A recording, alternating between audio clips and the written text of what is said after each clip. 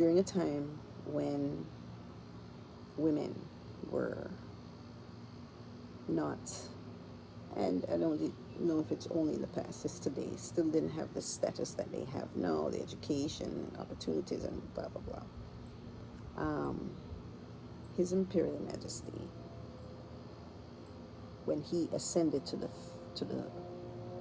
throne, the role of emperor, because in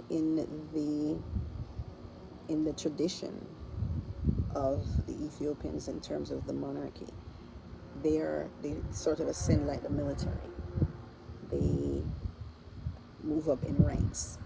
So Ras is a title like lieutenant or ensign or general. It's a title. And so when His Imperial Majesty was elevated from Ras, he's Ras Tafari. So you get Rastafari, but the title is Ras and his name was Tafari. So like General Francis, right? When he ascended to the throne, he now was no longer a Ras, he was now emperor. And his emperor name was Haile Selassie I. So he was now Emperor Haile Selassie I. So during the time that he was to be elevated to this position and title, he elevated Empress Menen. Well, she was an empress then, but his empress along with him. That is the equivalent of a, for example, lieutenant being promoted, and when he's taking that title, he promotes his wife along with him, so that not only was he recognized, but she was recognized as well. The interesting thing about that also is that Empress Menen had been married twice before marrying Emperor Haile Selassie I, and she had already had children with her former husbands. This is another area of sort of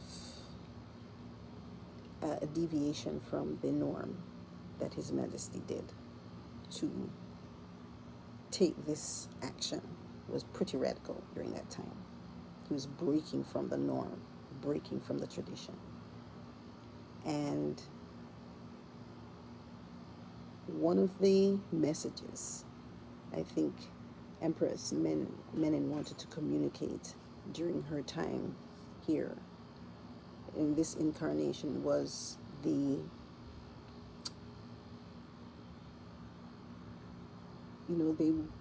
do those formalized, those weddings where you would, before the child is even have an opportunity to become an adult or live their life, they're married off, they're assigned to a husband. So that was how Empress Menen got into her first marriage. It wasn't by choice, it was because of, that was just a tradition. You get a child, okay, you find a man, okay, he's gonna marry her when she turns this age, and that was it.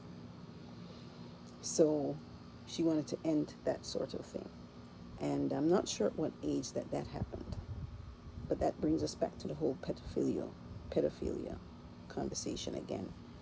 And the use of women, the abuse of women and children. Empress Menen wanted this sort of thing to end in her empire in Ethiopia. The other thing that I wanted to share that was interesting about both Emperor Haile Selassie and Empress Menen is they were both descendants of Queen of Sheba and King Solomon. And as you may know, the King Solomon, or may not know, King Solomon sent the Ark of the Covenant from Jerusalem to Ethiopia. And so the Ark of the Covenant is in Ethiopia. And I suspect that that was why Mussolini wanted to overthrow Ethiopia, to have access to this. They're always, it's almost like Raiders of the Lost Ark. They're always these. I'm not too sure who these these folks are, but they're always hunting these sorts of ancient things um, down because they have spiritual significance and power. What is the significance of the Ark of the Covenant today, and why is it so important? Why do the Jews want so much, the Zionists want so much to be the chosen people of God? Next.